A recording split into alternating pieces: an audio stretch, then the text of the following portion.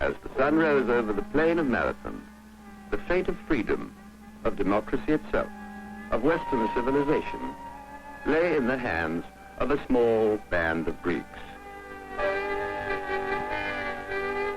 This is the plain of Marathon as it appears today, except for the ships and soldiers, different than it was then. Ever since Ionia's revolt against the Persians, when Athens sent 20 ships to her aid, the angry Darius had appointed a slave to exhort him each day, "Master, remember the Athenians." The time had come. Let us, in our mind's eye, see in the wheat Greeks, and in the poppies the red-plumed Persians. The Athenians charged upon the barbarians and fought in a manner never to be forgotten.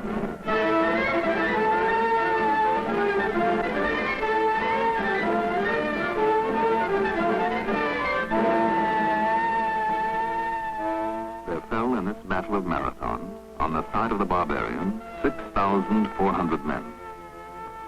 On that of the Athenians, 192. The burial place of the 192 is a mound today on the plain of Marathon, marked by a copy of the funeral shop that once adorned it. But the living heritage these dead left to follow them, as did those who fought off Xerxes, the son of Darius, in the sea battle of Salamis 10 years later, has been called one of the most triumphant rebirths of the human spirit in all history.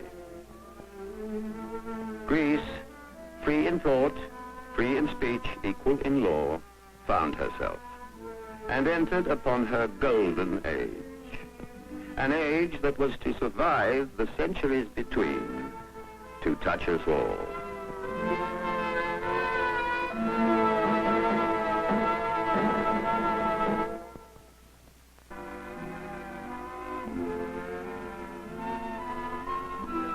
This is the goddess Athena, considered invisible to those fighting.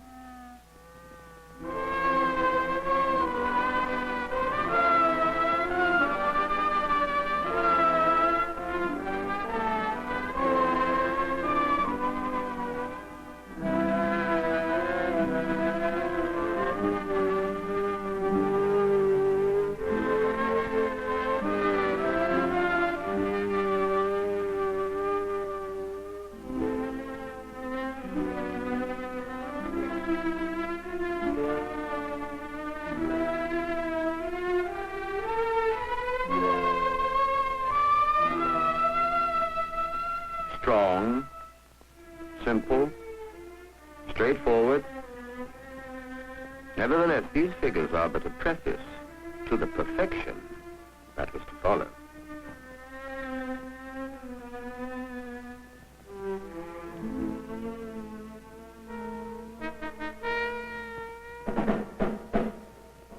Here, where the silver Alpheus flows amidst the sacred grove of Altis in Olympia, where horns heralded the Olympic Games after each interval of 4 years, Greek art marched hand in hand with the living symbols of the Greek spirit. For to this shrine, from all the remote corners of the Greek world, men came to contest with each other in peace. They came, these called the first people in the world to play, believing that the body of man had a glory as well as the spirit. Finally, the temple gods honored, the athletes pass under the arch you pass through now, into the packed and roaring stadium. Like this one, so well preserved at Delphi.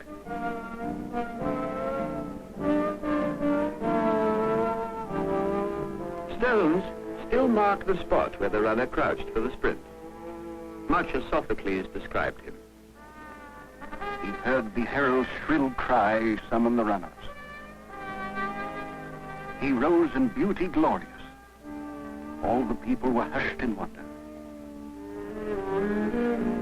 He ran the race, the victor from first to last, crowned finally with perfect honor.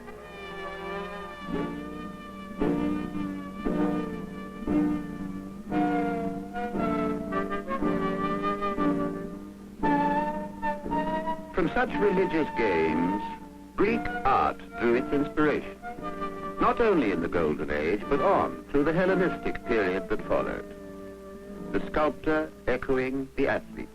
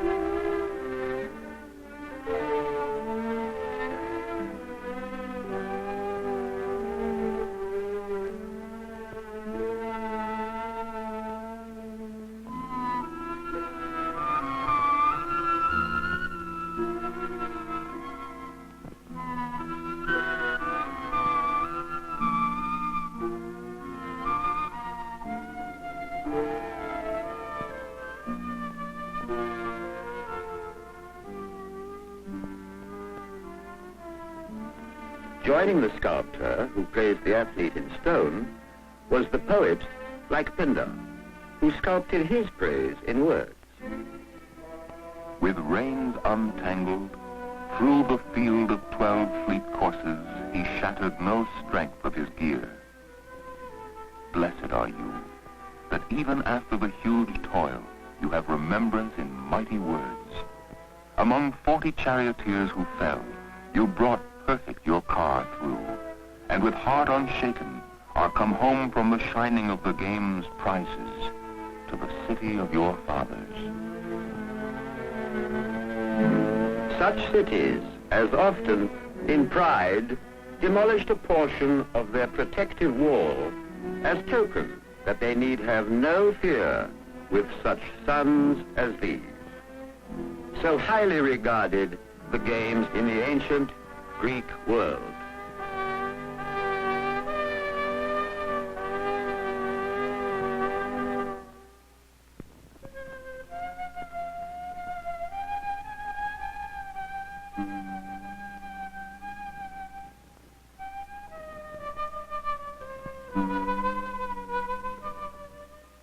This is the holy height that overlooks the city of Athens and bears the name Acropolis.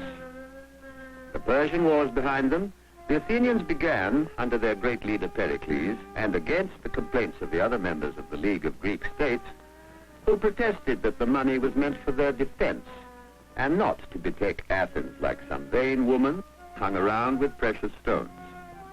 The Athenians began to rebuild their shrines.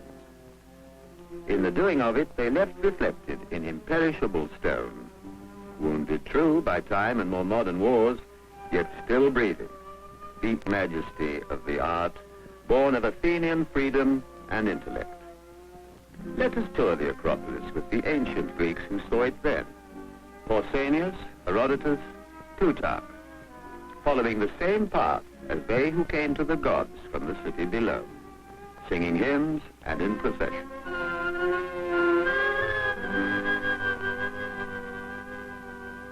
The Acropolis has only one entrance. There is no other, for it falls sheer on all sides and has an impregnable wall.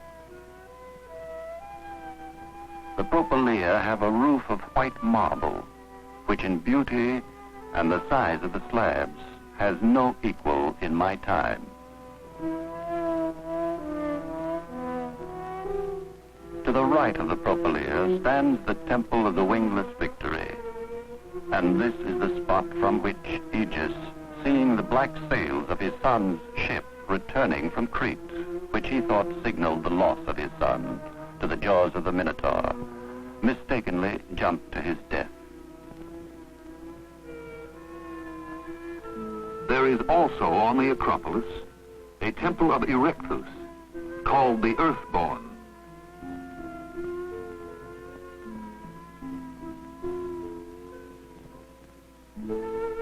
is an eternal newness which blooms upon these maidens, preserving them from the touch of time, as if they had some perennial spirit and undying vitality mingled in the composition of them.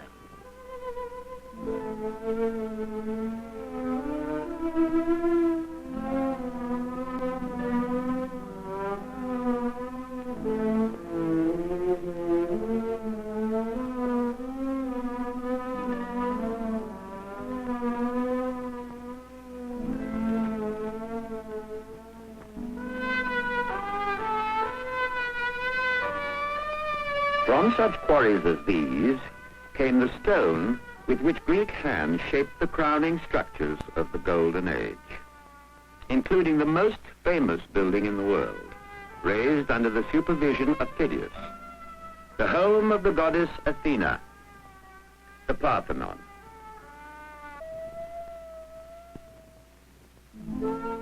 Thus grew the works up, no less stately in size than exquisite in form, the workmen striving to outvie the material and the design with the beauty of their workmanship.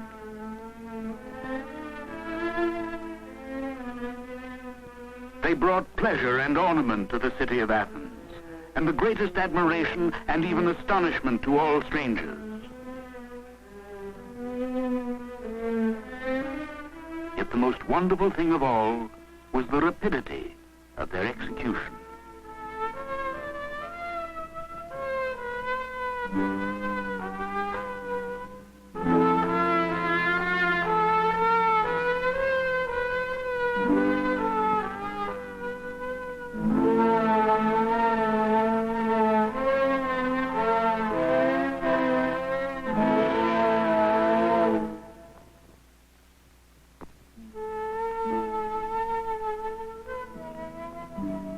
The hands that fashioned the sculptures of olden Greece continued their work unsurpassed even beyond the Golden Age, as if time were sprinting, and the joyous use of it was only for the hasty.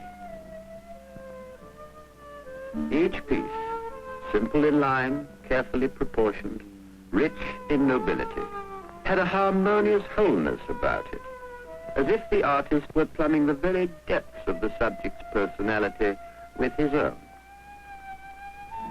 What is good is beautiful. What is beautiful is good. And perhaps what is most astonishing of all is that most of the finest works in Greek art were, as if by a miracle, created in 30 short years between about 480 and 450 BC.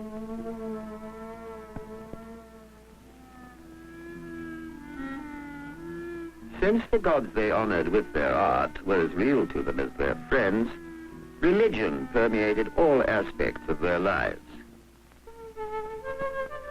But in Greek religion, there was no ground more hallowed, no place more sanctified than that set in one of the most striking physical settings in all of Greece. Delphi, home of the oracle whose prophecies time and again literally changed the course of history.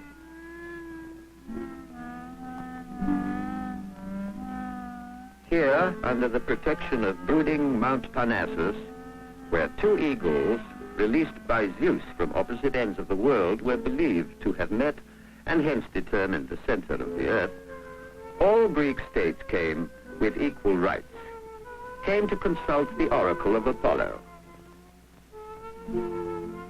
Here, at the beginning of the sacred way, you take your place.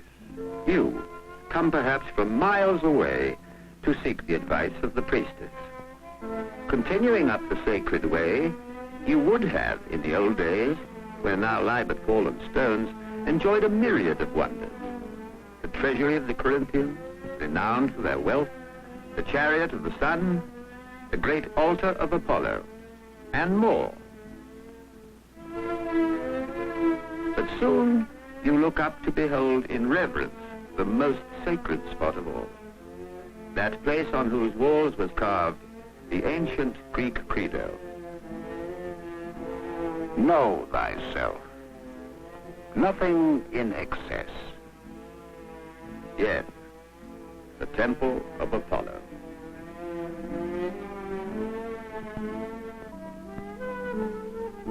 Against the Athenian Acropolis, and matching the powerful religious stimulus associated with its holy temples, was the religious experience that came from the Greek stage. For the Greeks excelled not only in sculpture and architecture, and government, and philosophy, and science and ethics, but no less in drama. For just as democracy is a Greek word and invention, so is tragedy.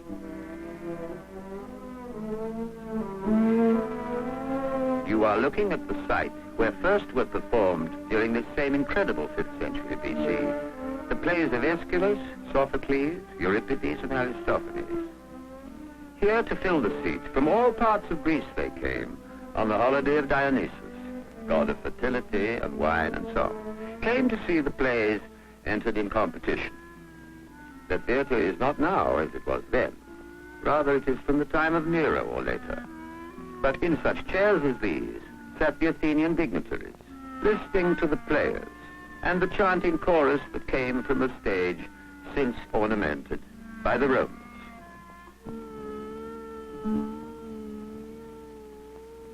Strange it is to realize, as one looks upon the remnants of this scene, that in the year 480 B.C., Aeschylus fought in the Battle of Salamis, Sophocles sang in the chorus that celebrated that victory, and Euripides was born on the day of the battle.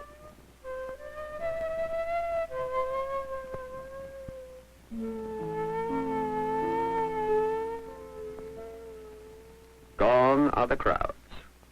Empty are the seats. But still today, in modern Greece, as in the Greece of old, from theaters of that time, echo the words of the Greek playwrights.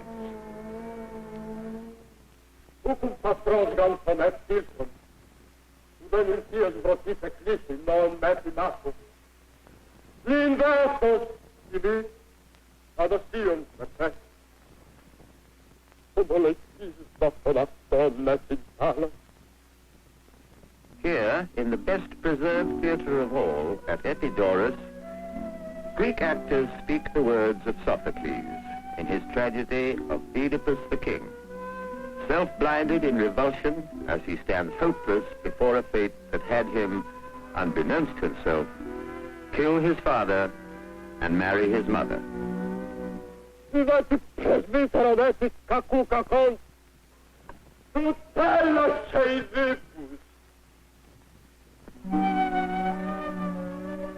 Thus, in ancient Greece, began the tradition that led to Shakespeare.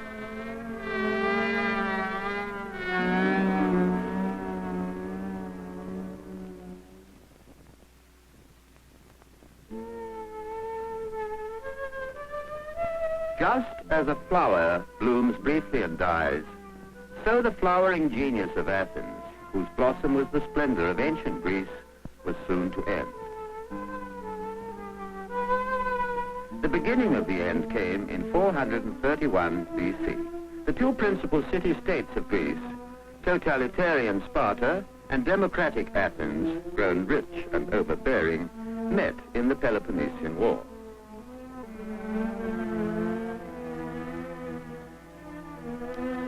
Here, after the first ruinous year of the Peloponnesian War, here to the public burial ground of the Athenians, one day came Pericles and the people to honor those who had fallen in their city's service.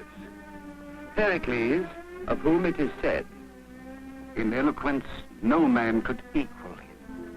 Persuasion sat upon his lips. Alone, among all orators, he cast a spell, wielding a dreadful thunderbolt in his tongue. He looked upon those gathered before him and spoke of those whose image we can still see in the immortal frieze that once surrounded the Parthenon, and whose works still speak from its sculptures and pediments. I doubt if all the earth can produce a man who, where he has only himself to depend upon, is equal to so many emergencies. and endowed with so happy a versatility as the Athenian. For Athens alone of her contemporaries is found, when tested, to be mightier than her reputation. The admiration of the present and succeeding ages will be ours, since we have not left our greatness without witness, but have shown it by mighty proofs. And far from needing a Homer or other of his kind, whose verses might charm for the moment only, we have left imperishable monuments behind us. Our government favors the many instead of the few. This is why it is called a democracy. If we look to the laws, they afford equal justice to all. If to social standing, advancement in public life falls to ability, class considerations not being allowed to interfere with merit. We cultivate refinement without extravagance, and knowledge without effeminacy. Wealth we employ more for use than for show, and place the real disgrace of poverty not in admitting to the fact, but in refusing to struggle against it. Our enemies, from their very cradles, by a painful discipline, seek after manliness. At Athens, we live exactly as we please, and yet are just as ready to encounter every legitimate danger. Such is the Athens for which these men, in the assertion of their resolve not to lose her, nobly fought and died, thus electing to die resisting rather than to live submitting. You, their survivors, must yourselves now realize the power of Athens and feast your eyes upon her from day to day till love of her fills your hearts.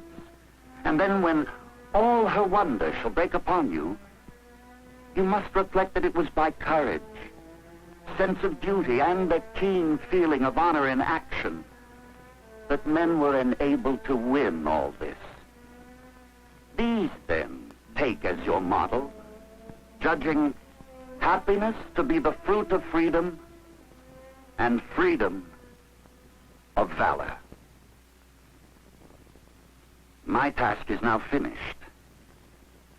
I have performed it to the best of my ability.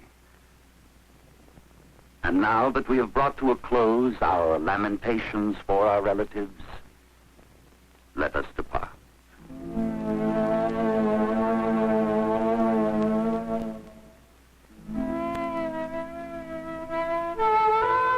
It was all over in 404 B.C. Athens was defeated. Pericles, who for 31 years had led it to its destiny, swept away by the plague that followed the war's second year. Gone, only to be echoed by the art of the centuries to follow, was that dazzling eruption of genius that was the Golden Age. It remained for a homely little man to put a proper period on this moment in history, the philosopher Socrates. He was called the gadfly for stinging his victims with sharp inquiries, pricking their conceit and stimulating their curiosity in his search for truth.